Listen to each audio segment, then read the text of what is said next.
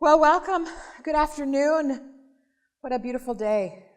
I've been in nonstop meetings since 8:30, so I haven't actually experienced much of the day, but it looked beautiful driving around getting to the various meetings. And from here, it looks beautiful, so not quite so hot, because what happened to spring? You think if you're going to have a winter that brutal and long, you at least get a little spring. Oh well. Guess not. Who's here for the first time? Anybody? Oh, we do have a few. All right. Not the first time. Used to be here all the time. Well, I'm Patina. I'm the executive director here at the Minnesota Indian Women's Resource Center. I've been here now it was 4 years in March.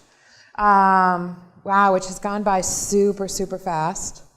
I am an adult adoptee, so my adopted family is actually Osage from Oklahoma. But my birth family is from Cheyenne River and Standing Rock. But I identify more with the Cheyenne River because that's who my grandma identified with. And she passed about 2 years ago. But I got to meet her. That's pretty cool. Who we are is, well, we do a multitude of things here. It's almost hard. I mean, they're listed there partly. But essentially, what we really try to do through a multitude of services here is to kind of affect the overall well-being of our community as they grapple with the long-lasting effects of colonization. And that's really it in a nutshell, right? The loss of land, language, identity, culture, and trauma. So you can see we do it in a multitude of ways. The top 2 floors here are housing. We have a training center which put this on, thanks to Joe in the back and Randy and Ashley, the crew, and Rocky, who puts the chairs up and takes them down at the end of the day. Family stabilization, which is child protection related work, trying to prevent it, or if it goes live in court, to help the family kind of manage and navigate the overwhelming work that they have to do to get their kids back or to keep their kids. We do also kinship work in that area, trying to find more foster homes and to also work with foster families to provide and to give them the supports they need. Nokomis and Dodd, which is across the hall here. That's our chemical dependency program. It's 18 months outpatient. We do that in partnership with the Fond du Lac Band of Lake Superior, Chippewa. Which is beautiful because we bill through them, through their 638, which is a self-determination contract with Indian Health Services. And as I was explaining just this morning at a board meeting at a different agency, those funds are secure because the Supreme Court has said Congress appropriation has nothing to do with it. So maintaining that partnership with the tribe will ensure that we have these funds, even if OVW, OJP, like grant money, is not appropriated, because that is subject to congressional appropriation. We have those funds too, though, but all of our mental health, chemical health is done through that partnership. Sacred Journey is really grounded in all the work around sexual violence, domestic violence, stuff we're talking about tonight and have for the 3 previous nights. I guess we're over 6 hours now about talking about it. Wow. Mental health, we do child therapy, family therapy, individual therapy. I have 3 full-time Native women who do various therapies, as well as we are getting another Native woman on part-time. And man, I could probably hire 6 more with the demand that we have. So if you know anyone, we sure need it. And of course, mind-body medicine. Linda Eagle Speaker, who is our ceremonial herbal elder in residence. Whew, that's a mouthful. She also is certified mind-body medicine, so she does visualization, breathing, all of that stuff to help decentralize or de-escalate the central nervous system. We got Donna LaChapelle in the back too, who does that a lot with her. She's over at Native American Community Clinic now. Doing that kind of work and elder work for them. We lost her. She left us. But they need her. I'm on their board, so I strongly support her being there. But all these things, we try to have one client operating through all of it. right? So you may be an SV worker, a sexual violence worker, but you're really doing the same job as the DV worker, the family. I mean, you're doing the same job. It's the funding that actually designates what they're called, not what they're doing. So that's kind of all of it. We also have some research and curricula that we have developed.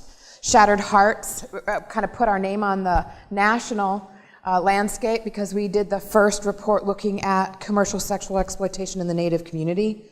It was only our clients, so it really isn't statistically significant, which we hear about ourselves all the time, but it really did kind of open people's eyes to the problem in the community. We also have continued that work, and we're having a trafficking conference up in Fond du Lac just next month, which will be the second one we've done. Kind of raise awareness and to create multi-systemic response to the problem. And you can get both that report and the early intervention cost analysis benefit to upfront early intervention versus waiting to the end when they're in child protection and mental health and homeless. We showed a $34 to $1 savings. So for every dollar put in the front end to prevent, you save $34 at the tail end. And that report was actually very helpful with the safe harbor. Because a legislator may not understand a 16-year-old and sexual trafficking, but if you tell him or her that will save $34 every dollar spent now, they get that, right? Because it's the bottom line. You can get those on our website, and then also we have a curriculum that we're kind of rolling out now and kind of testing and locally and at another agency, which is a strength-based parenting curriculum that's grounded in culture. We've had a couple of curriculum, but the last one we did was very focused on fetal alcohol affected syndrome, and not that that's not continually a problem in the community. Also a problem I think we'll see kind of spike again soon because of the opioid crisis, and generally people are not, eating well when they're also using heroin. So we're not really paying attention to the effect that alcohol may have on those children too. But it is really for the behavioral kind of struggles that families may have with children who've experienced a lot of trauma and parents who've experienced a lot of trauma and association and disconnected with kind of culture and who they are. So that's around, and we're very proud of it. Where are you in it, right? You're doing it now? Yeah, so Gary, who's our kinship worker, has been doing this strength-based parenting program for foster parents, too. So, but that's not why you're here. You don't want to learn about me so much. You're here because we want to talk about why history matters. All right, what difference does it make? But it does matter, right? I mean, we've talked about this for three nights and for the last month, 3 months. Even though it happened in the past, it is a living, breathing experience right now that we deal with day on day. And I'll say it's actually a thing that all people deal with, whether they recognize it or not. Right? I've been in groups where we've had conversations about how violent the Dark Ages were and how that trauma is still even in European DNA. Right? So historic trauma is not just an indigenous issue or any people of color. It's kind of a human experience. It's just here in the United States, there's a more recent history that still affects people of color and indigenous. And most people don't know our history, and that's intentional. We call it whitewashing, and we're kind of tongue-in-cheek about it, but we're actually being honest that it's whitewashed history to make dominant culture feel better about the past, so that that kind of carryover of guilt or whatever isn't there. But even in my own community, when I do trainings in other tribes across the country, I'll always have people, I did not know that, right? They may know a lot about their own localized history, but how it's affected the whole community at large, that isn't as well known. And that's intentional and deliberate. Right? You don't see it in most textbooks. You don't see it at schools. The longest war that existed in this continent was the Indian Wars of the Dakotas. Over 40 years that war went on, but you don't learn about that in history, right? You learn about Civil War, Revolutionary War, right? The Florida Wars. Again, deliberate intentionality, which leads to things like unfortunate art exhibits because people don't understand and appreciate the history there. Or, it's outright lies. I mean, I just, saw Facebook, God forgive me, but someone posted a thing where some history books are being shifted, right, where settlers, that Native people left to make room for settlers, like they voluntarily moved so that settlement and development could occur, right, and that's being taught in the school systems for young children to learn about the history, right, which again, it's not accurate at all if you went to my earlier training.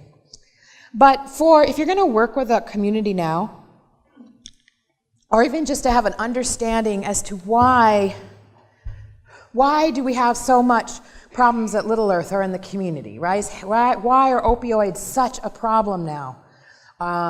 Why are we having shootings and all this kind of bubbling of trauma that just continues? It's deeply embedded in a historic experience that we're kind of trapped in. It's very hard to lift yourselves out of that. And if most people don't understand the historical context of how we got there, it results in judgment and bias, too. Like the kind of social welfare, lazy, sitting back and just accepting benefit kind of mentality that you see now in a lot of dominant media, news, from Washington, this idea that people almost choose to be poor, and if they worked harder, they could get themselves out. Which is just not the experience. Most of the really poor people I know work harder than any single person ever, right? They certainly work a lot harder than most really rich people I know, because they're working not just to exist, but to survive. But this past, even from a cultural standpoint, right, I mean, the idea of ancestors and past being in the present is a living and breathing thing too, which if you're going to work with a community and you have trouble understanding that, it also makes it difficult to work with us. For me, when I say I speak to my ancestors or I call for my, when I was praying earlier today, it's not just a thing. It's real. Like I believe it. I believe it in my bones, right? And so it's not just a spiritual, like kind of new agey thing. It's actually a deeply embedded spiritual belief that goes way back, longer than Christianity actually has existed on the continent or in the world. Now, for this experience, right, we're talking specifically around violence and how sexual violence is connected to the past. And, if you haven't seen the earlier trainings, they are on the webpage. You can watch me, which is weird, right? I mean, because I thought it would be my voice and just the PowerPoint, but no, Randy over here shows the PowerPoint, then he shows me. So you watch me on video for about 2 hours. All the trainings are online. So if you want to watch them and build up to where we are now, you can do it. They're free. But the first experience of the colonizers coming and meeting the indigenous people, their attitudes towards Native women have had a direct effect on how Native women are seen now and why we experience such high levels of sexual violence. Right? From the very beginning, there was a huge cultural conflict between the mostly Christian-based colonizers coming and meeting a more egalitarian kind of society where women had property, had possession, actually controlled the house, and though they weren't considered property the same way that they were viewed and colonized. And here in the United States even, right? Women got the vote last of most, except, Native people actually. We got the vote even later, but that's okay, right? I mean, but women as a property have been that in the United States legal frame up until the 20th century, right?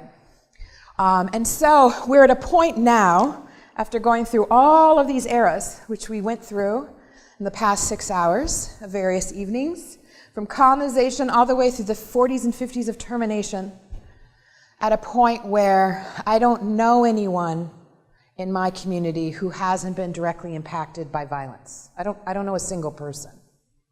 And I can sit in a room with my community and look around the space and think, oh, well, her cousin disappeared last year, her sister was murdered, I can rattle off in my head over a handful of people that I know through direct contact who are either missing or have been murdered or we're not sure, right? Also, in the work we do on outreach, right, all the women, boys, men, two-spirit individuals along Lake Street who are out there selling themselves, right, they're missing somewhere. So the missing and murdered Indigenous women experience is happening right now as we sit here just a mile south, right? But that's also not something we speak about very often or acknowledge. But all these things have compounded in a way that sexual violence and just trauma is the norm, which is really messed up when you think about it, right? I mean, that is just so messed up. But now, as far as a federal policy, we're in self-determination, which is also how I view a lot of the work we do. We talk about harm reduction or all this stuff, but actually it's more about self-determination, letting an individual that comes into our space here or who we meet when we're out doing work, one of our relatives, what do they want? What is their self-determination and where they're at then? Right? And that goes right along the lines with how the feds feel about tribes. That is why I have a 638 relationship with a tribe. Those 638 contracts are government-to-government agreements that come out of self-determination, right? Because tribes are seen as sovereign. But we're going to recap the last 3 nights very quickly here. For those of you who weren't here, those of you who were, I'm sorry, you can get up and get some more food. There's a lot over there. We even ordered less this time, right? We just can't catch it, right? It's too nice to be inside is where everybody's at. I don't even take it personally. So in the very, very beginning, at first contact, like I noted, there was a huge conflict between a Puritan view of woman as essentially the source of original sin and the egalitarian societies they came into contact with, where Native women were important roles in the government and where sex was seen as a more natural thing and not the possession of either the property of the father to give out or the husband as part of the marital bed. It was used to smooth over relations, trade agreements, right? And there was no judgment because it was consensual. This, to a lot of the Puritans, was proof of the contamination of sin within the indigenous populations who were believing that. So there was a judgment right from the beginning of being uncivilized and of need of saving, right? Saving. There have been boarding schools and a kind of child kidnapping from first contact to attempting to rescue children from this sinful life into a better life, right? A European Christian model. Right? And this also led to the fact that because Native women were seen as such loose sexual creatures, there was no such thing as rape to the colonizers because consent was constantly assumed. So for a colonial man to decide he wants to have sex with a Native woman, even if she didn't want to, it didn't matter because, well, it's not rape. And when we did the training and talked about this, I read quotes that came out of writings from the time where it's illustrated very clearly how they felt. Now, so we went from this period where we're kind of highly sexualized beings from the very beginning into, well, now we got land conflict, and so we got to get rid of them. If you look globally, the way you can take a group of people and do just about anything you want to them is you dehumanize them, so that what's happening to them is not happening to a human being.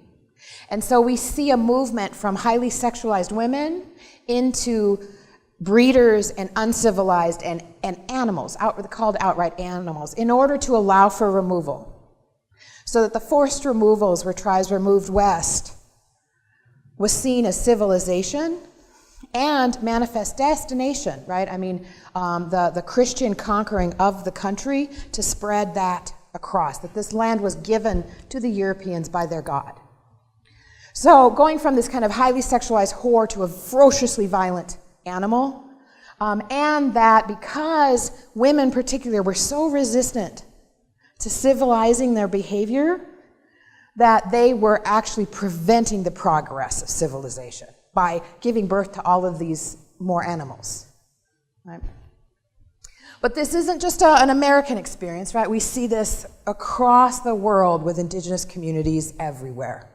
This shifting from human beings to other so that we don't care so much about the horrible things that happen to them. Now, then we move into assimilation as an era, which was, I put resistance as futile on the slide. It really was an intentional of, okay, everything we've tried up to now is not working, so the federal government's going to do very intentional actions to try to assimilate the native people into the modern world. And so we got some federal laws, including the Allotment Act, that completely split up the tribes, their lands, handed them out. We got the boarding schools kicking in that were forced, they were required by families. There was no choice. All the way up to the Miriam Report, which you can look online. They note how Native women are idle and horrible homemakers. There was actually trainings that were given in the 30s for Native women to teach them how to be housewives. And that because of that, right, they weren't even seen as good parents. Like they weren't a good model for children, which further justified removal and continued boarding schools. The lack of leadership in the Native women. And really when you think about from the first beginnings, when women were strong leaders in their communities, at an egalitarian type of society, to now be told they have no leadership at all really is the complete undermining at that point of kind of traditional roles within Native communities, which we're still struggling with to this day. Because it didn't just happen to women, right? Men were also forced into this role of head of household that wasn't actually the same, it wasn't a fit for them either. So both women and men and Two-Spirit, all the genders in between, we have constantly been struggling with the modern view of how we should be versus how it was before. And then when we get up into Indian reorganization, which is in the 30s, we start to see the imagery start. The burlesque performers using Native headdresses and pipes and drums. And the irony at that point, like I pointed out then, was at the end of the late 1800s, our ceremonies were outlawed. So these burlesque dancers holding pipes and drums, and even tomahawk chopping, all these things they're doing as a kind of performance of Native culture, Indians themselves were criminally prohibited from doing it, and couldn't until the 70s. It wasn't until the Freedom of Religion Act for Native people that we were allowed to again take on those ceremonies and not face federal prosecution. Right? But pinup art, burlesque performance, remember one of the pictures had a dog even in a headdress, right? But at this point too, Native women are becoming more of a past experience, a myth, a former thing, not a modern thing.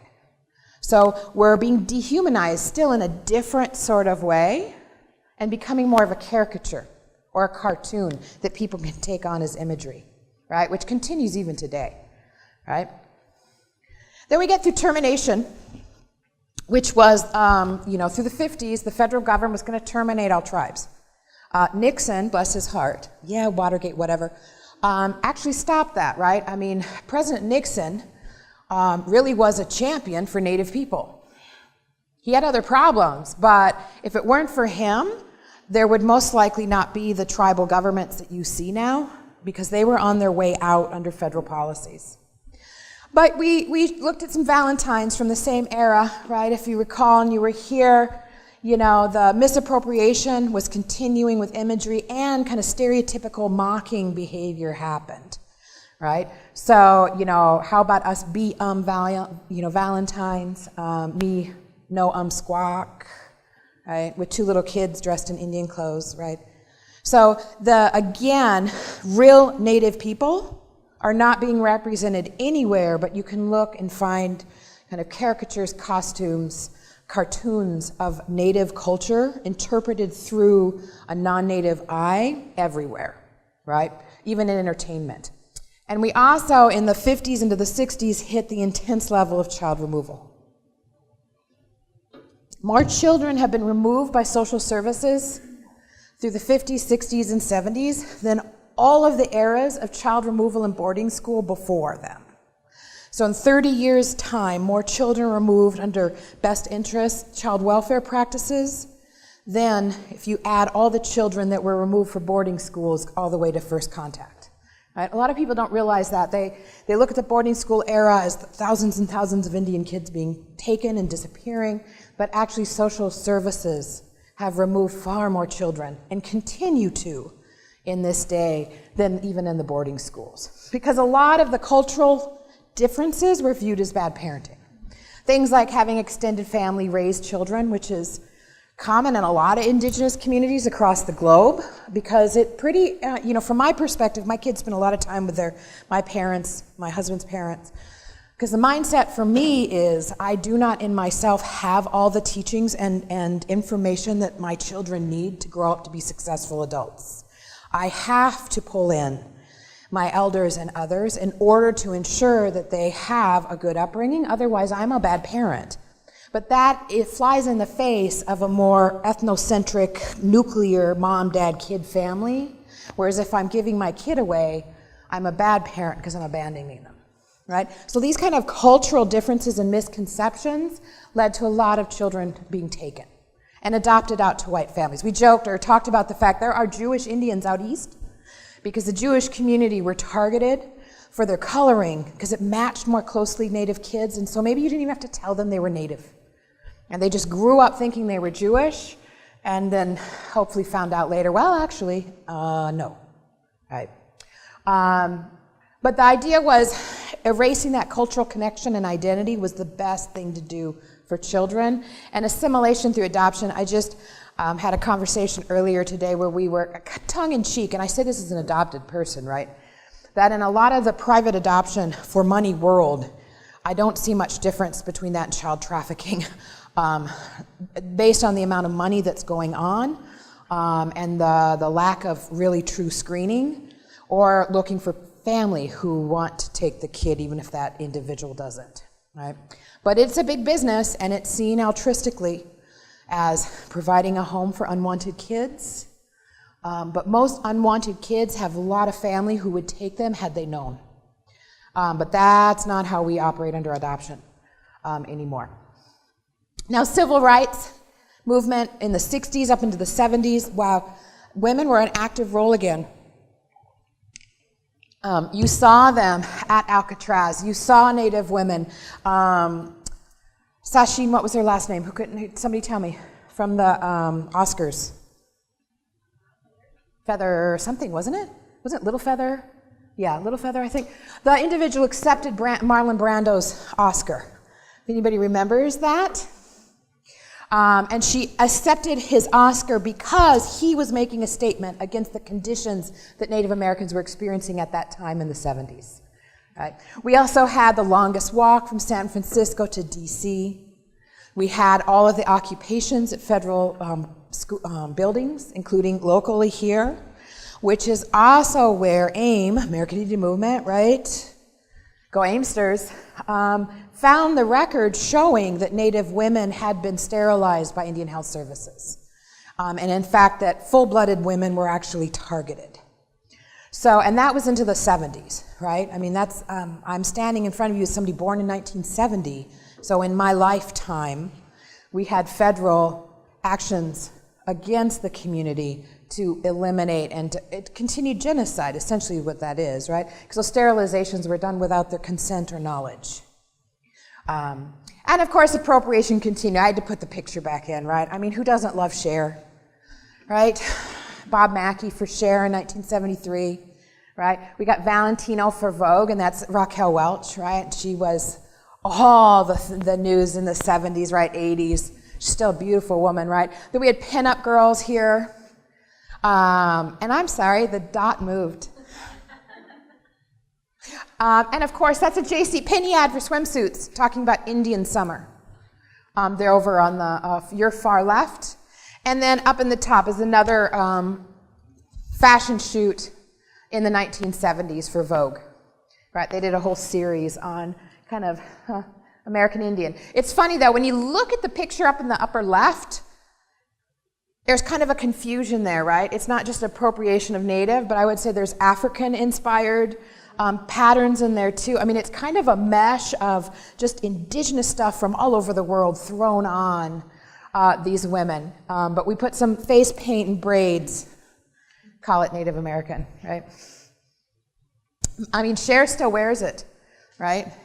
And she had the Half-Breed album, right? So that is continued appropriation, right? Using imagery of a culture to sell records, right? But why do we care now? Get over it, all right? What's the big deal? We're in the modern era. That was a long time ago, right? My joints are telling me 1970 was actually quite a while ago. At my knees, but we do care now because we have had over 500 years of acts of violence against us as a community. There have been intentional acts, including smallpox blankets, genocides, the removals, the rapes that went back to first contact, right? And then we have all the federal policies that have been in place. And even now in the current administration, tribal sovereignty and tribal identity is under attack. So it hasn't stopped at all, believe me.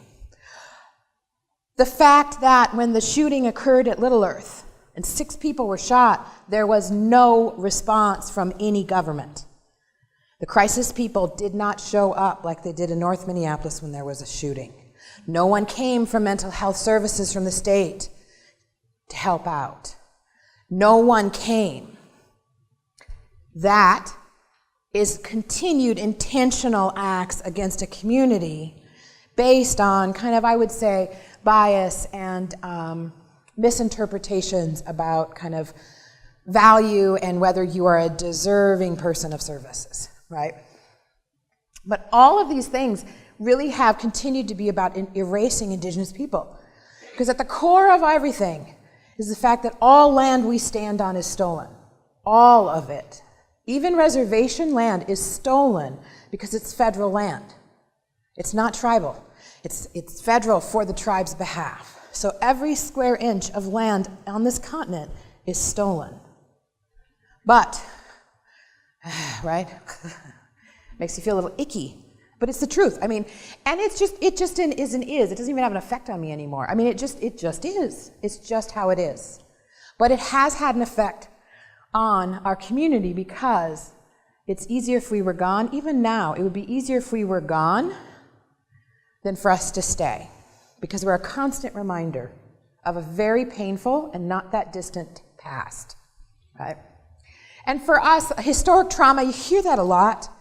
I think disenfranchised grief is a better phrase. Also comes from Mary Yellowhorse Braveheart. I always get her name mixed up.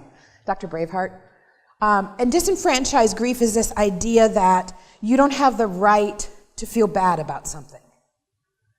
So, for example, though recently it's kind of startling to me that this is true, but not that long ago, most people accepted that concentration camps happened.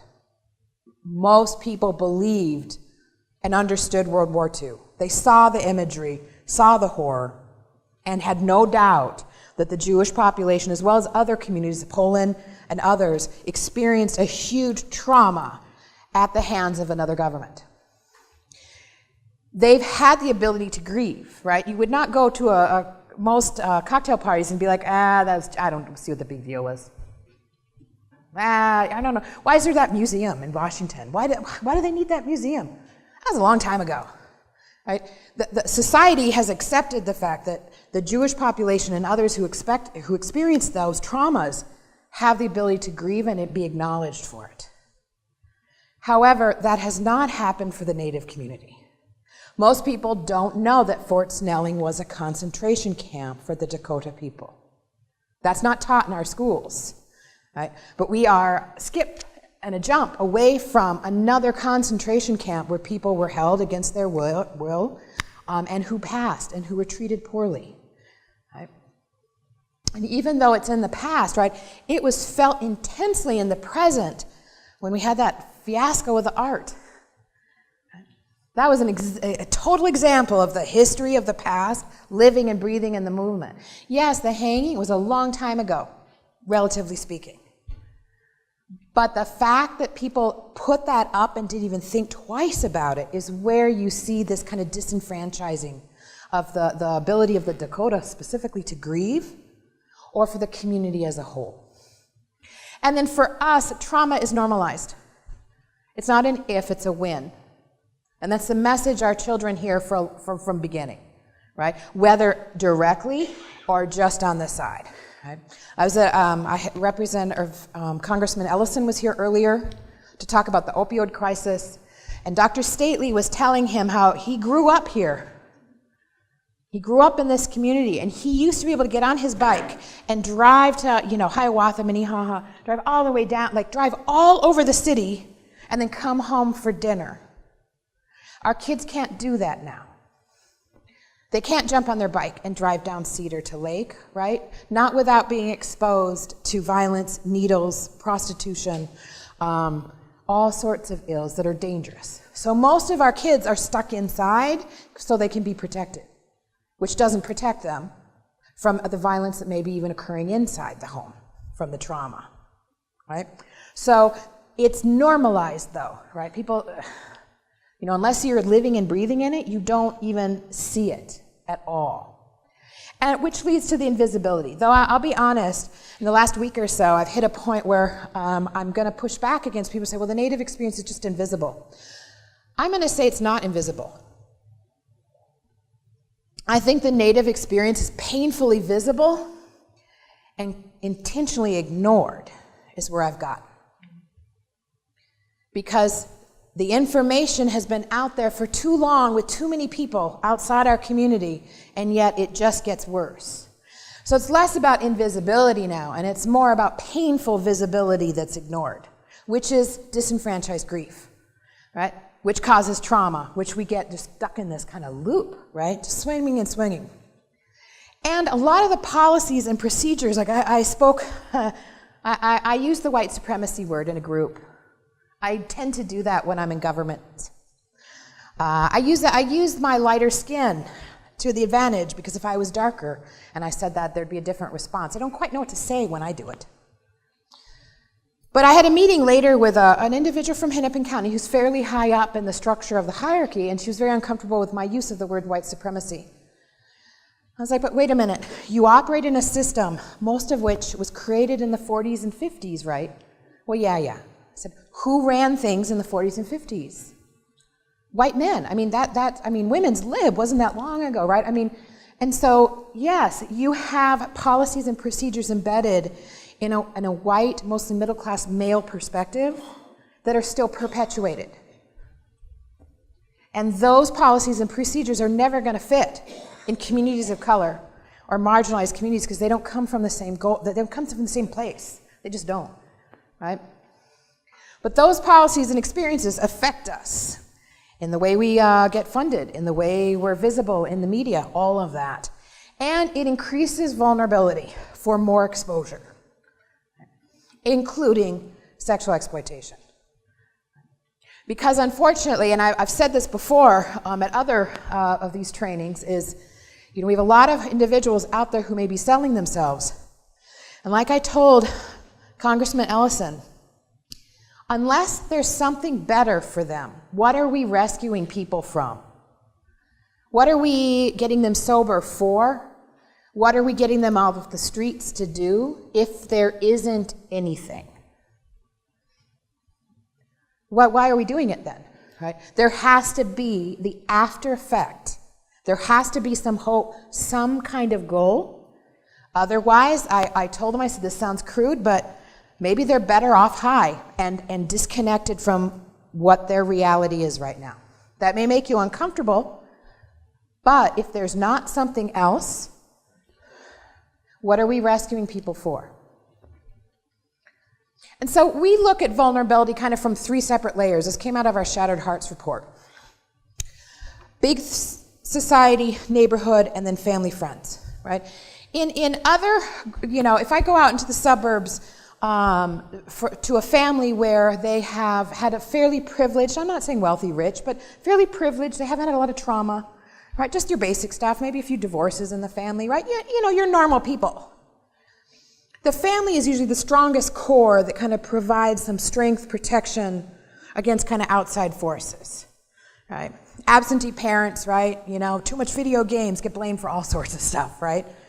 Then when the kids go out into their neighborhood, there's another level of protection, actually. Oftentimes neighbors are kind of looking out for each other. They know there's not needles, right, on the ground, like, you know, we have to clear out every morning. You know, so their neighborhood is another layer of protection. And then the major society, if they are white children, has been made up for them, right? When they look on the TV, they see people that look like them. When they go to the store, the products are for them, right? And so, though they're not aware of that kind of privilege that occurs to them, those are all layers of protection so that when they do come in contact with maybe a trafficker, they're like, and they aren't affected. Now, unfortunately for many of our community, it's flipped. It's a completely polar opposite effect. So the individual in the middle, if the family and friends in their immediate circle are experiencing intense poverty, mental and health, chemical health, trauma responses to trauma they've experienced, maybe there's mental health and fetal alcohol syndrome effect in the parents because their parents had problems, right? Maybe the prostitution is actually a family business. So it's their own family that are selling the kids because their family did it. You just do it. It's normalized behavior at this point, right? All these things push in on the kid rather than giving them a level of protection. Then if we go out into their neighborhood, right, like I said, Anthony could drive down, bike all over the place safely. A kid can't do that now. They could get shot. So their immediate community is not providing a layer of protection at all. In fact, even in our study, it was kind of not shocking to me, but it was just like, is everyone knows who the drug dealers are. They know who the pimps are. They know because I see them every day. Right? I could take you right now to get drugs if you wanted them. Walking, we could get them. I know where to go, right? And that's the immediate neighborhood, right, of the kids. So instead of providing protection again, it's pushing in harder.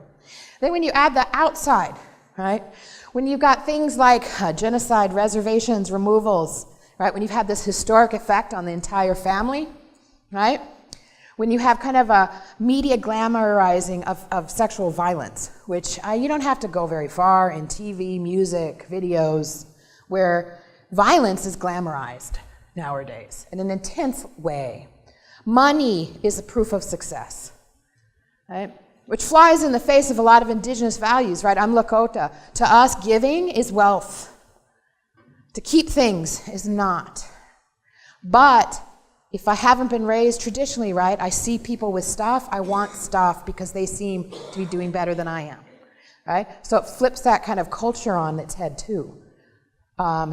Gendered consequences in prostitution. Why is selling your body more of a crime than buying an individual? And that's the environment we live in right now. So I can pay and purchase a person and get a misdemeanor. And the person I purchased will get a gross misdemeanor, even a felony, if there's enough experiences there. I mean, just ponder that for a second, like how ridiculous that is, especially when most of the people getting arrested for prostitution are women, and women of color. So there is a gender inequity just in how our system looks at crime. Whether you're a deserving victim, right, around funding. Do you know all the hoops you have to jump through in order to get funding, in order to provide services? To ensure that, you're intersectional and that you're all these different things, all requiring individuals to label themselves in various ways in order to access services. Right? But all this stuff, instead of providing layers of protection out, are just squeezing in. And it is a cumulative effect on the individuals, right? And so what do we see? In youth, intense poverty, and there's a difference between not having enough money and having no money. Many people think of poverty as, well, you just don't have enough money, right? Or they'll see an individual with a fancy purse or fancy nails or something. They're like, oh yeah, you just don't even know how to spend your money, which goes back to deserving victims, right? Deserving of services, right? But no money is no money. So if you live in complete poverty, you don't have money to ride the bus. But if you have to get somewhere, you may get on the train and risk being singled out, ask for your ticket, and then you get a huge fine, which then ends up with a court date, which you don't get to, and then you get a warrant, and then you get picked up, and then boom, you're in jail. Right? It's just a cascading effect that's grounded in poorness, not in behavior. Right?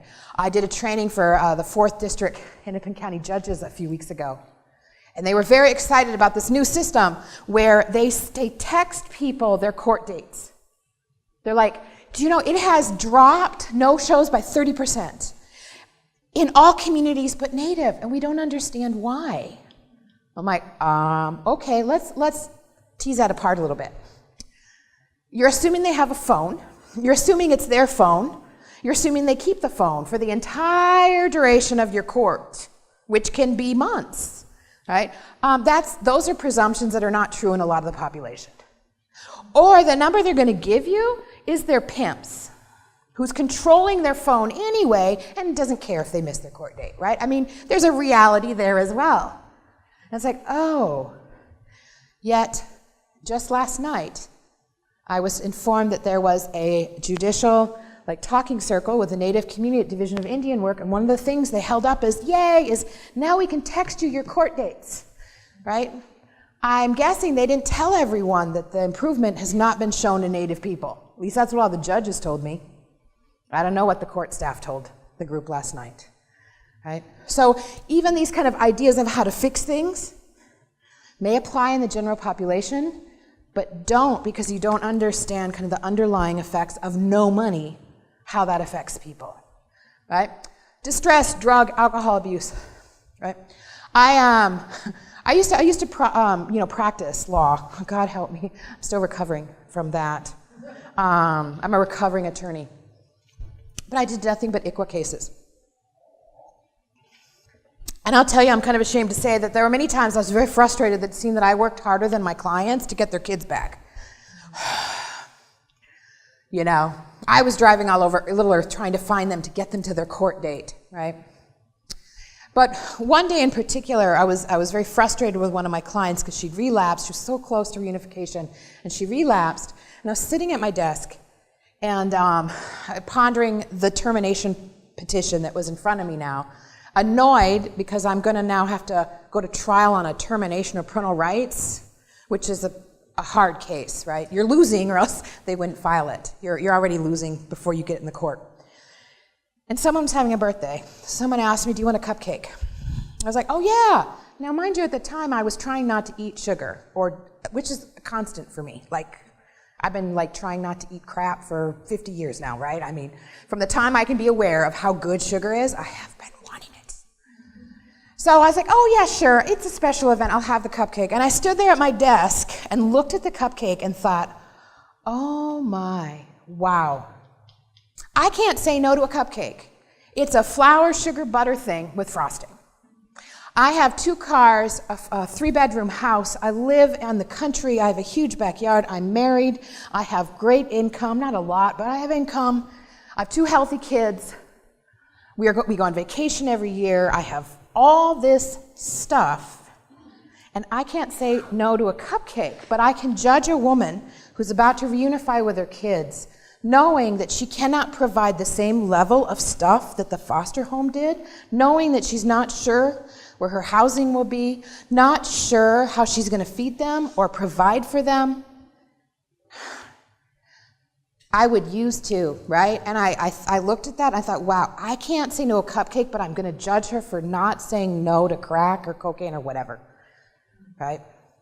Shame on me, because it really is the same thing, right? It's just society accepts sugar better than they do heroin, even though I will tell you, sugar is a far more powerful drug and does more harm health-wise nationwide than heroin does per capita, right?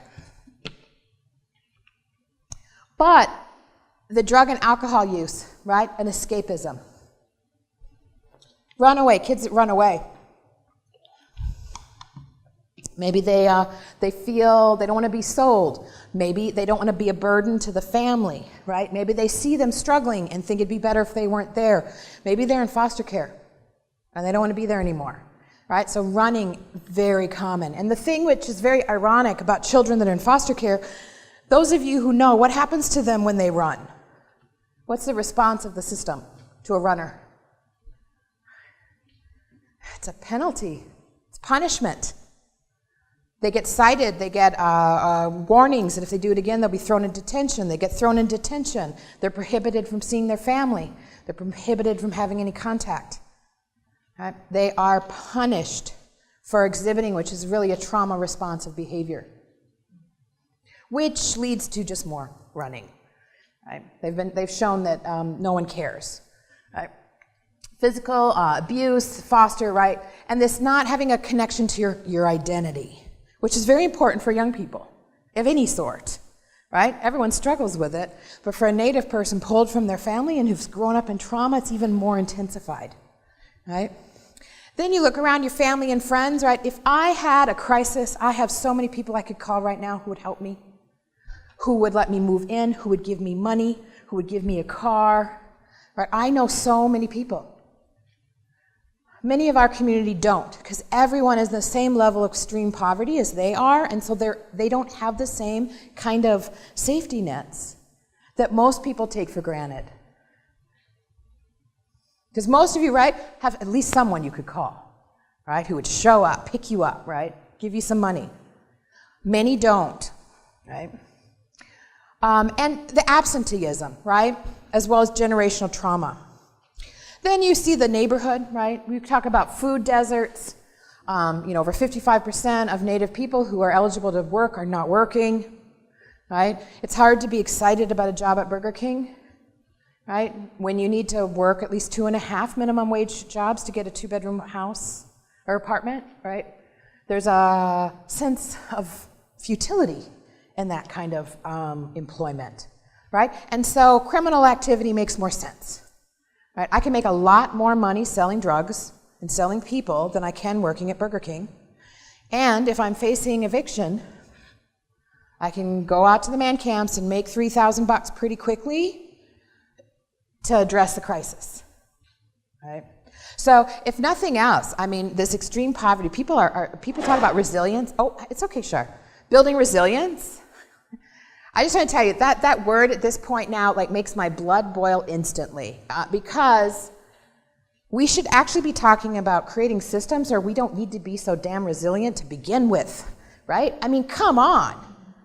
That is a cop-out. How do we make marginalized, how do we make children of color, indigenous, how do we make them more resilient to get themselves out of poverty? How about we get them out of poverty? We're pretty darn resilient because we're still here. Right? We've already proven it.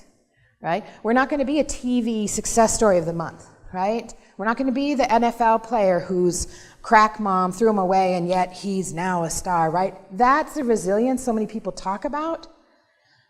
But our community, all marginalized, are intensely resilient because we're here, right? I'm standing here, right? If my families weren't resilient, I would have been wiped out a long time ago. Then at the major level, like systemic racism, white supremacy, oppression, all of those things, right? The inequity that exists at all levels, right? I'm sure many of you have seen that image that's used a lot for equity, which shows the 3 people of 3 sizes, right? Short, medium, and high. And if they all stand on the same size box, the tall person can really see over the fence, the middle person can see over the fence, but the little one can't. So equity is, let's give the little person 2 boxes, the middle person 1, because the tall guy doesn't need it. There's a fundamental flaw with that imagery. True equity is getting rid of the fence. You don't need the boxes then. And the next level of equity is recognizing that the little guy never wanted to look at the ball game, he wanted to see the people over there. Like even the tool you're measuring the outcomes and success don't fit within the community. Right? And an example is the individuals, right? It's warm out now, so the crew is under the Cedar Avenue Bridge. Right? As soon as it's warm enough, they're out there. A lot of outreach is done to the individuals that live out there, right? of multitude of agencies. Almost every time they will say, I will go to shelter if they can all come with. Right? There's a community collaborative kind of existence where they are a single unit. So you can't rescue one, you need to rescue them all. But they don't necessarily want to be rescued into a 2-bedroom house in the suburbs with a car and a full-time job, right? A community of tiny houses might serve them just right, with just enough money to make it, right? That would be success for them. But let me tell you, trying to get funders to give me money, or city planners to give me space, right, to go through all the hoops that I would need to do to create a community of tiny homes like here, no. It'll breed crime. I mean, there's all sorts of excuses on why it wouldn't work, but it's also why those individuals are going to be there under cedar every summer until one of them passes away, right? I mean, that's just how it is, right? The mass media glamorizing and mascots, right? Don't even get me started. But yet none of these things, when my sons look out for kind of images of modern Native people for them to kind of identify with, there's very little out there. I have to point it out to them. And for the love of God and all that's clear, appear in the world, I do not let them go into Halloween places at Halloween, right? Because all they're going to do is be bombarded with all of the imagery of Pocahontas, Indian princess, right? I mean, the costumes for people who want to dress like cowboys and Indians, right? Which is just appropriation and erasure of true people that exist. It's not honoring at all, at all. And just this erasing of the modern Native person, right? That many times, I mean, just this past week, right, having blowback within our community, which is internalized crap of who's Indian enough. Who judges who's Indian? Who judges, are you Indian? Are you culturally right? Do you speak the language? I mean, all these ticks we go through to say, oh, well, she's not really culturally appropriate. Right? That is major society bleeding into the community. Because historically, we made relatives. Historically, we didn't care about blood quantum. Historically, it was about community. The federal system is what included these kind of who's Indian enough. And all with an attempt to erase us, right? So right now, where are we? Well, I keep blowing into it. I apologize. We have the highest rate of violence of any other ethnicity, Native women, nationally. 84%, this is statistics, national statistics, experience violence in their lifetime. Those are reported cases. But like I said, I don't know anyone who hasn't. So it's more like 99.9999%. It'd be easier or harder for you to find someone who hasn't. And so this is also why when people call us and like, hey, can you, we'd really like a survivor to come and speak to our group, or are you going to do a panel of survivors for your conference? Or, I mean, those kind of conversations, I have to take at least count to 10 and a deep breath, because they're not paying attention to this. Anytime you're at a conference or any space where there are Native women in the room, you are surrounded by survivors who choose not to self-identify because they shouldn't have to, right?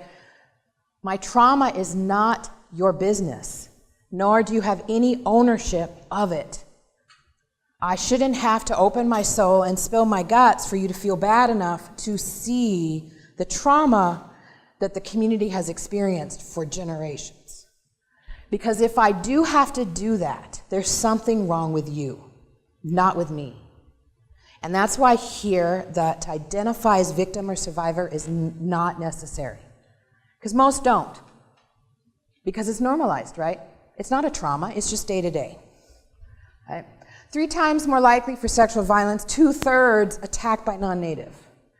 Right? And there's a jurisdictional problem in Indian country that we'll get into briefly. But if you want to talk more about that, we can. But there's no tribal jurisdiction over non-natives. Also, interracial violence, you know, white on native, black on native, polka dot on native, I mean, whatever. Non-native on native crime is the highest for Native women. Right? And on the reservations, some of them, murder rate is 10 times that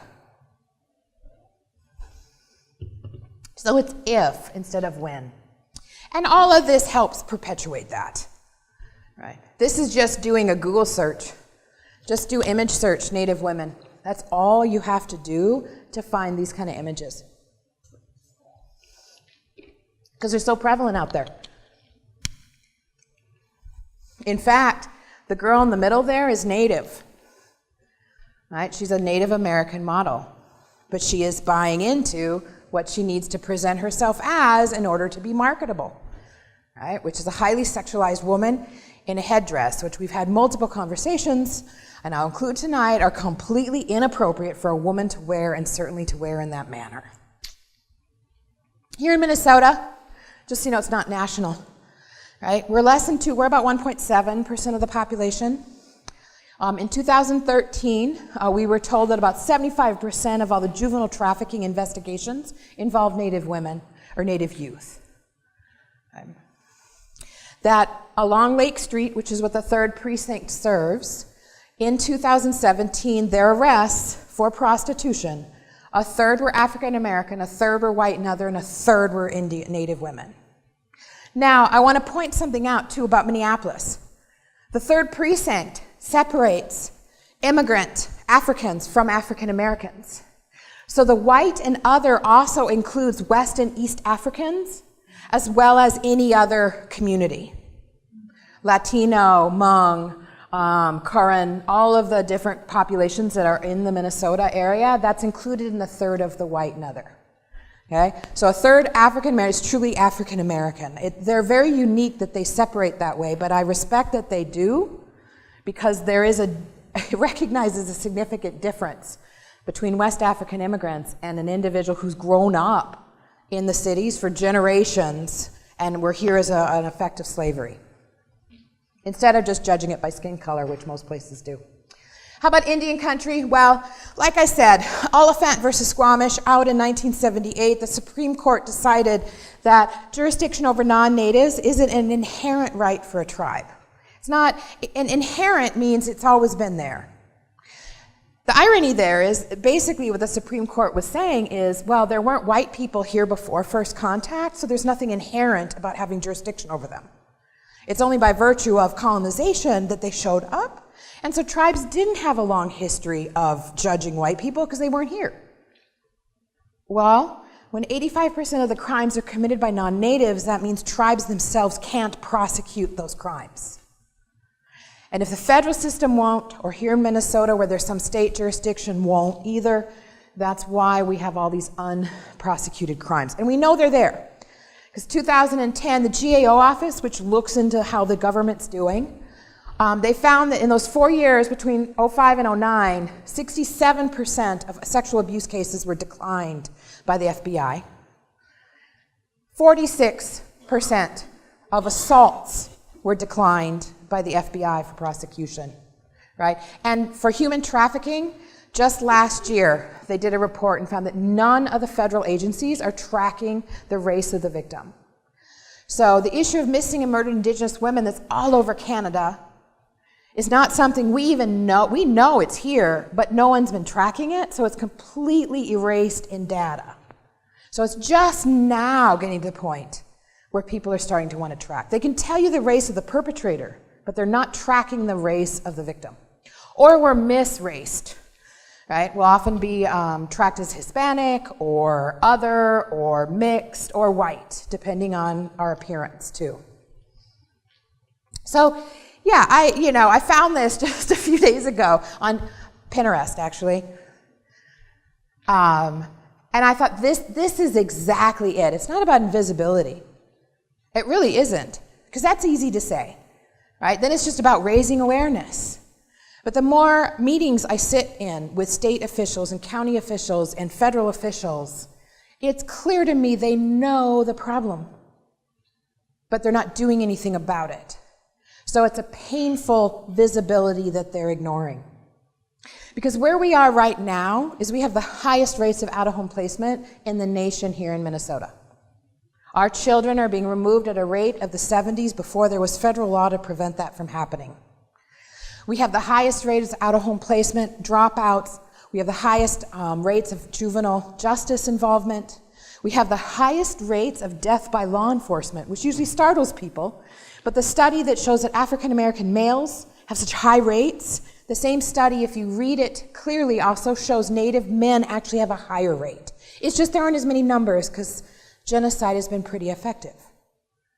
Whereas there's a lot more African American men in the country, right? Both horrible, but we're often erased. Negative chronic health threats, diabetes, heart disease, all of those things, all of which are biological responses to high stress situations. Right? All of that trauma has an effect on our endocrine system too. And so for most Native people, our resting levels are a non-Native person's flight levels. So we're in our higher form of brain, and the endorphins are higher at our resting because we're ready to bolt in a second. And that's our norm. That has an effect on your heart, your blood pressure, all of those health things. And then we didn't even talk about the genocide through food, right? But the food given to us in reservations, the fry bread tacos, which are being sold here tomorrow, even though, man, I hate it. I just want you to know, I'm just going to state that for the record.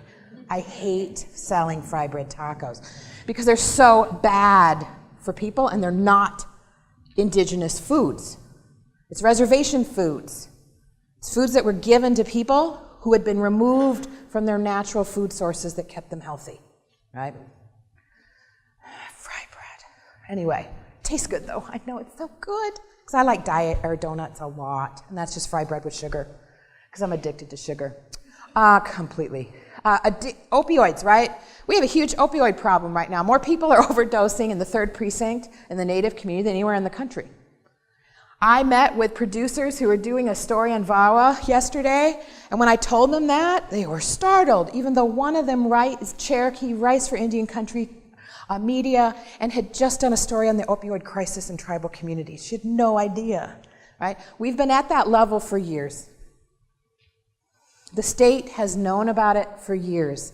The data has supported it for years, yet most people don't know. Though here we have, Representative Ellison here today to talk about opioids. Right? A little late, but hey, better late than never is how I kind of feel. But this being left out of data because we're not significant statistically, is just another form of genocide, really, because it allows the general population to not know of our existence, which is erasure. It's just another erasure. When the report came out last year that poverty levels had improved for all our kids, if you read it closely, they didn't put Native kids in that report. And it's because poverty improved for all kids of all races, but Native Americans where it got worse. But that doesn't make Minnesota look so Minnesota nice, and it's easy to leave the data out and say, well, it's not statistically significant. So we can't be sure of its veracity. Really? Okay. Why don't you drive through the communities? Why don't you go out to the reservations? How about you look at the community and see? Yeah, it's true. It's not an anomaly in data. That's just how it is, right? A lot of it caused by all of this, right? So what do we do, right? That's kind of, we're at the tail end here of the presentation. What do we do? We've had hundreds of years of involvement, decades of social services, billions of dollars spent to address problems. Yet we're no better off, in many ways we're worse than we were 10 years ago, 15 years ago, 20 years ago. All right, why? Why is it getting worse? Right.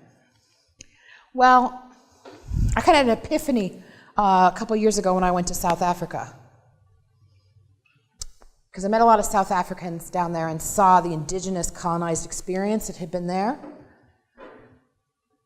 And I started thinking to myself, wow, they had gone through a reconciliation process.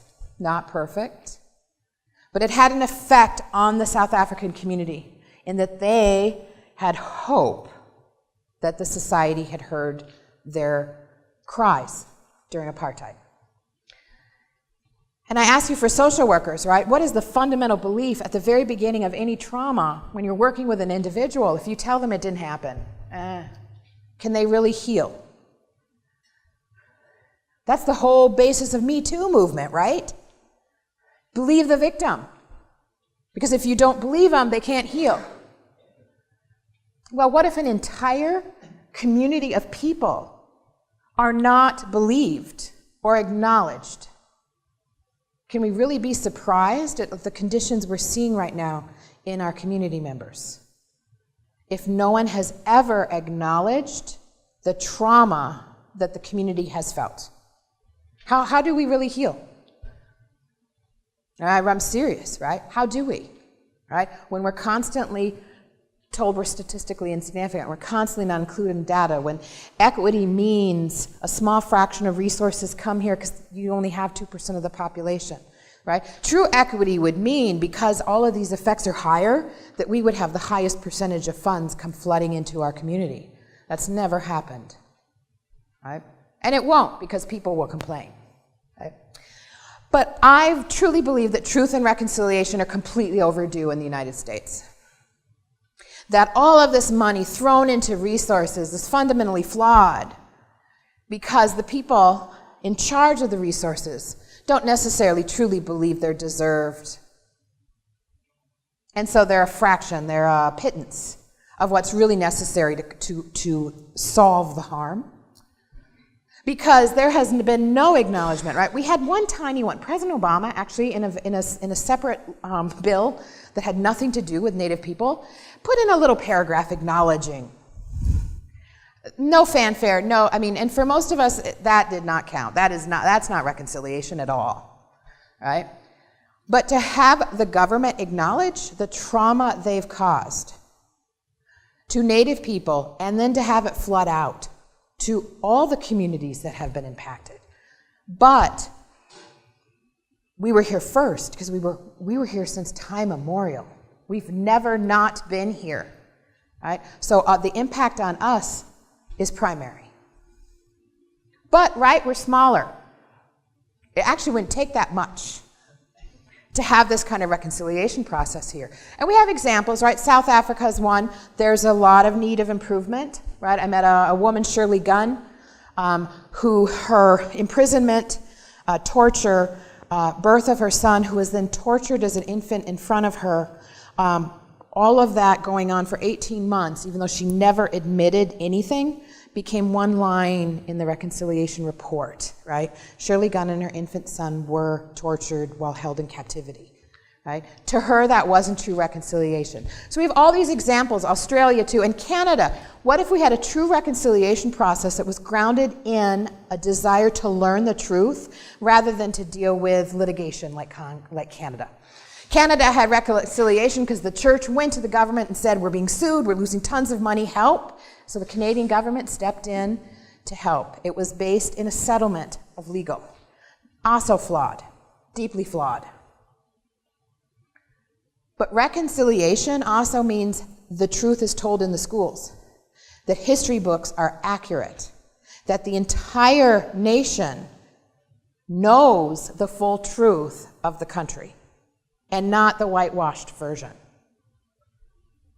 That may create, at least I think, an empathetic understanding of why communities have been stuck in kind of this pool of trauma for so many generations. And not just us, other individuals experience too.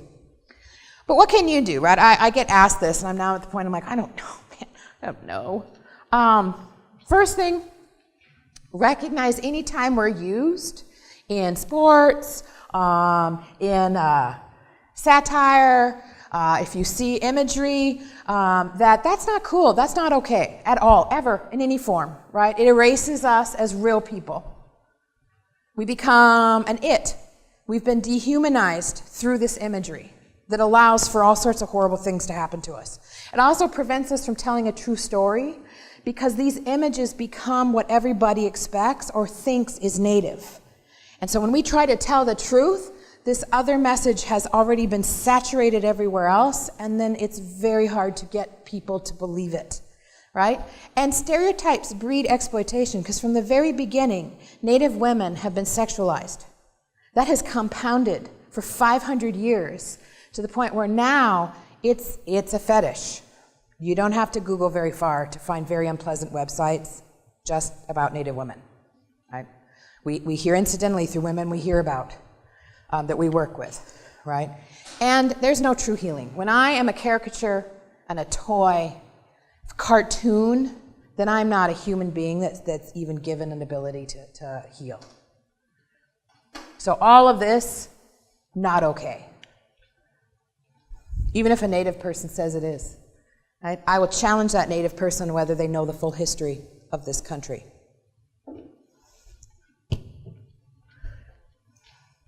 What else? Find out where you are. Right? This is Dakota land.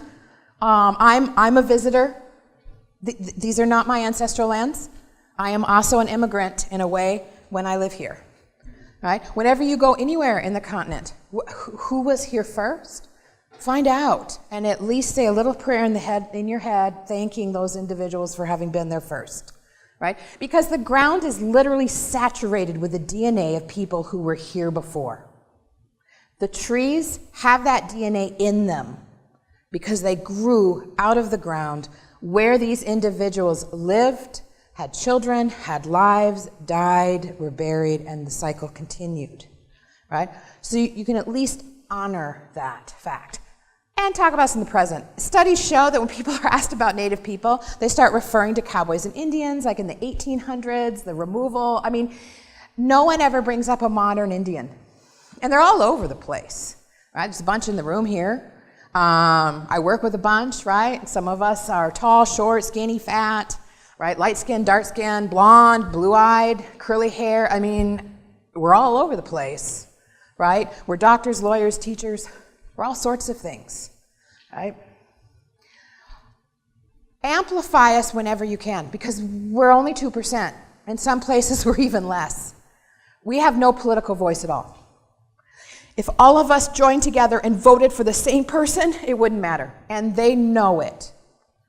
They know that at the state government. They know it at the federal government. They know it, right?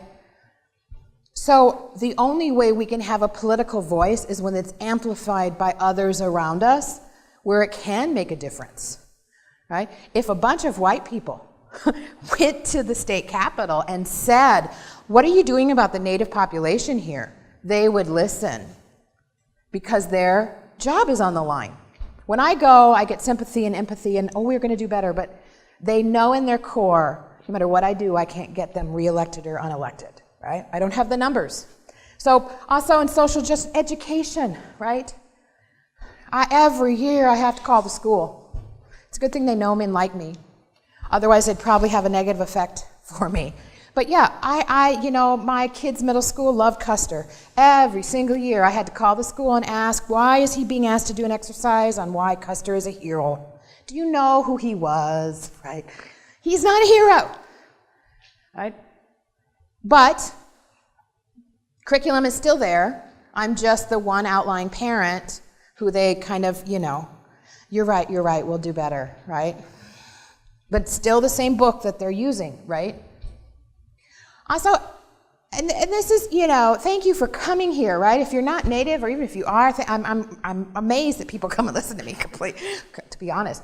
But if you're not, understand where you come from and where your position is, and don't expect marginalized communities to kind of teach you all about everything we are, right? Google that shit. Really. The access to information now in the modern era is staggering. Now, 20 years ago, of course, that's why we have a library here. No one comes. No one checks out books. No one. Not a single person ever. Because they go on their phone or on the internet, right? They don't care, right?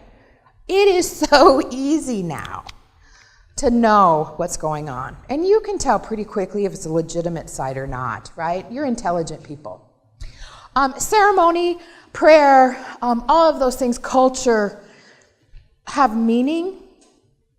And so, I've had experiences where, like, for instance, when I was in court, where judges asked if they came and toured a reservation or a tribe, they'd say reservation, they wouldn't say tribal government. Could they throw a powwow for them, right? Like it's, sure, come on over, we'll throw together a powwow, right? I understand, right? But again, why would you feel entitled to that. Right? That smacks of your privilege right there in the request, right? There's powwows all over. Go find one, right? Because it's not an exhibit. And also, start raising the issue of reconciliation, not just for our community, right? The African American community too. Reconciliation is overdue, right?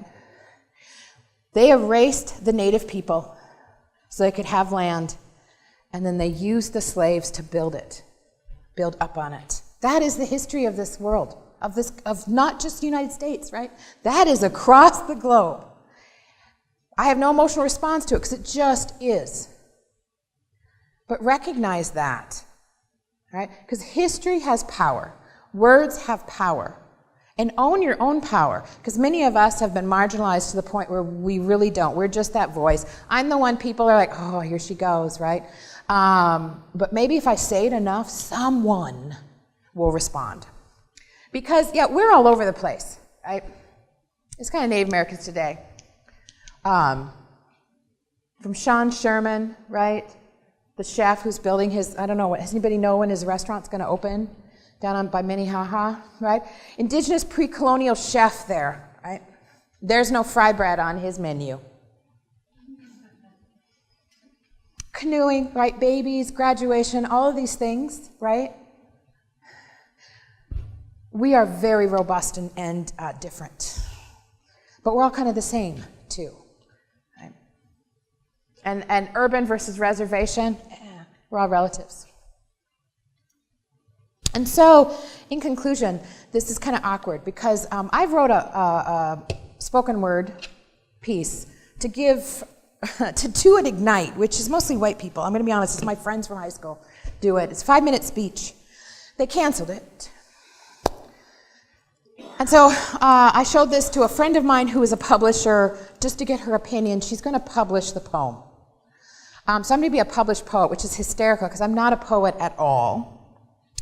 But I don't consider these words mine either. They came out of me, through me, but they're not my words, if you can understand that. So I'm hoping I can do them honor by saying the poem to you today for the first time ever. So just so you know, no one else has heard this, and very few people have read it. Maybe 4. 5. That's it. So I'm almost tempted to say turn it off, but I'll keep it on. So I'm going to take a drink of water here and take a deep breath, because I'm kind of terrified right now, just to be honest.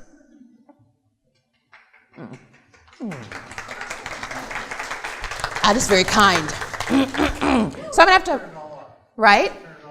No, it's okay. It's okay. And I'm going to have to read it, right? I don't have it memorized yet. And right, it's 5:50, perfect timing. Okay. Oh, man. Isn't that funny? I speak all the time in public, and now I'm like all freaking out. Invisible. When you only see me when I'm representing a sports team to build fan fanaticism and increased revenue through the purchase of keychains, lighters, foam figures, all paid for by my ancestors who bled into the ground from the red skins ripped from their bodies. When you don't see me as I'm passed around like a ball, sold from man to man, told I'm exotic, called Pocahontas, playing cowboys and Indians, told I thought we'd killed you all. When I'm Pocahontas, tribal maiden, native princess, costumed in a mockery of my regalia and ceremony, head dressed down my back, breasts out, legs exposed, painted like the whore as I was called so long ago by Puritans and pilgrims.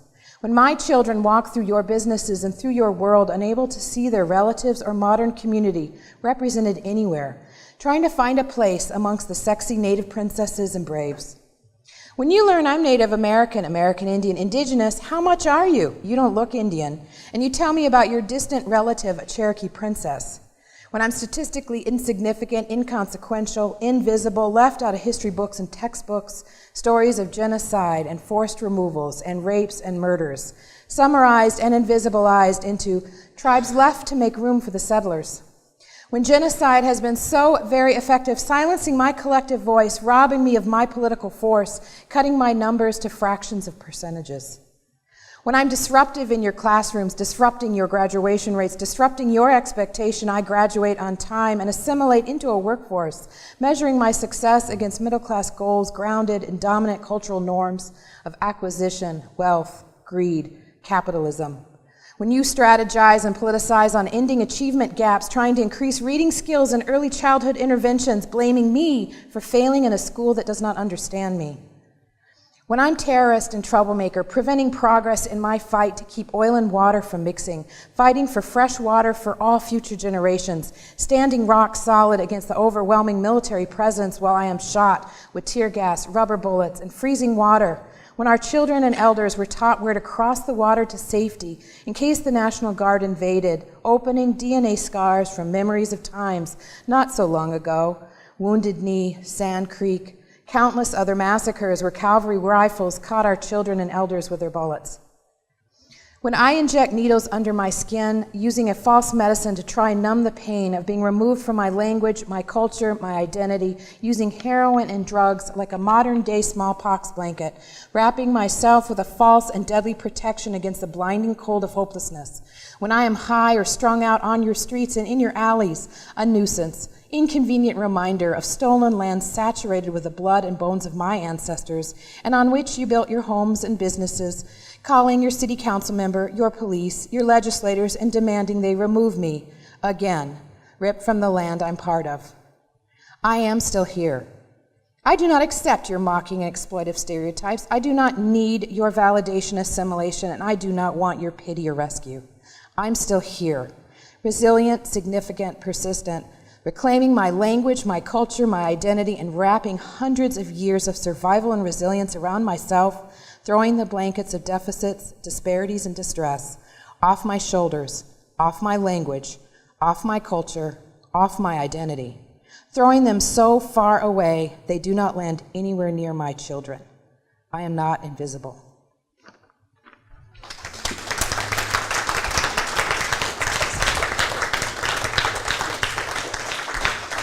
Thank you. Wow, that's really hard. So, questions, comments? I didn't cry this time. Wow, right? Well done. Thank you, Donna. Oh, and we even have a mic. Like, we're all like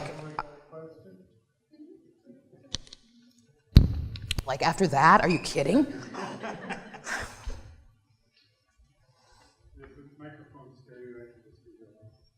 And the poem will be published in the fall in a book called Fierce Lament, which is a collection of stories, poetry, art, music, all around resistance and oppression. So I'll let you know more. It'll be posted on our webpage when I have the info. Whew, man, someone say something. Holy cow.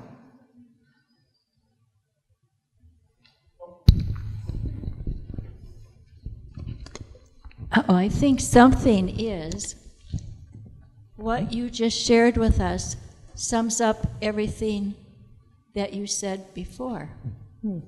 But you put it in a form, they came through you, and we were listening very carefully because you make a difference.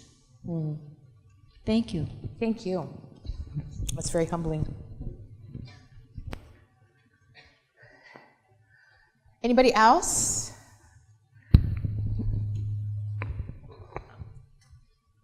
I'm aware that the Minnesota Humanities Center has attempted to include the Native Americans in their curriculum. How effective has that been, and what more could be done? Yeah, I mean, under the state, Minneapolis Indian Ed is very good at that, right? Directed, kind of targeted changing. I would still say in the outer parts of Minnesota, probably not so great, right? There's still a lot of struggle, still a lot of racism and just kind of misunderstanding of culture up in the reservations.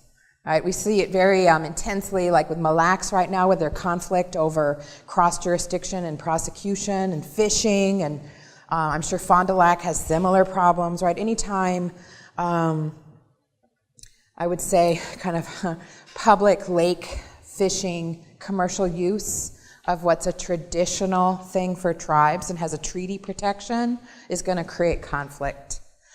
Because it goes back to history, right? A lot of the cabins and stuff were put up in the 50s, right? I mean, that's when it became a big deal. That's when the country was under a termination era. So the government was going to erase all the tribes anyway, and so to give access to the lakes and stuff didn't matter. And then they didn't, and the treaties are still there, and so we have misunderstandings that occur. So I'm not so sure in the greater Minnesota area there's much of a impetus or interest in ensuring that accurate history is taught in their school books, even though within the Twin Cities certainly it is, and from the governor and from the capital, right? It's just getting it to kind of spread out everywhere is hard, because there's just a lot of local history too, not so good in places that we're kind of fighting up against.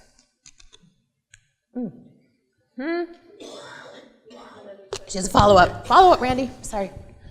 I live in St. Paul, and the marked difference of the presence of the peoples is staggering. So if I want to appreciate your culture, be it the Gathering Cafe or at the galleries, I have to cross the river. And we have a new mayor in St. Paul who I heard talk the other day. And I hope somehow he sounds like he's willing to listen. Yeah, and there's Anda Young, there's American Indian Family Service. I mean, there are a lot of stuff in St. Paul. You just have to look a little harder for it and know where to look too, right? And one place you can look, we should include links on our webpage too, is the Metropolitan Urban Indian Directors Group, which is out of Minneapolis. We have our sister group in St. Paul, which is the St. Paul America Speaka. I can't think of what they're called, but it's another group of urban St. Paul agency leaders, and we put information on our webpage. So the MUD group, Ashley, I don't know. If you Google MUD, how do you find the webpage if I don't know it off the top of my head?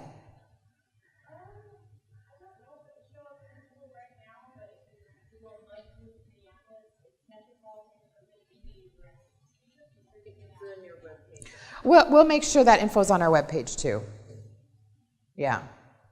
And it's on Facebook. Indians, we love Facebook. I'm sorry, we just do. We cannot get away from that thing. So we put a lot of information on Facebook too. Anybody else? There is a lot of little packets of food over there. Please grab as you go. They did a lot of work packaging them up. Yes, sir. Thank you.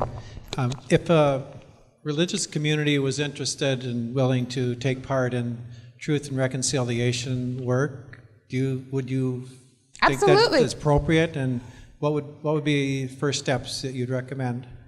If a church wanted to do it, absolutely. I think there has been work actually in the faith communities around reconciliation nationwide that hasn't spread to the government yet. Like out east, there's been some work there. But yeah, I think the first thing is educating yourself on the history.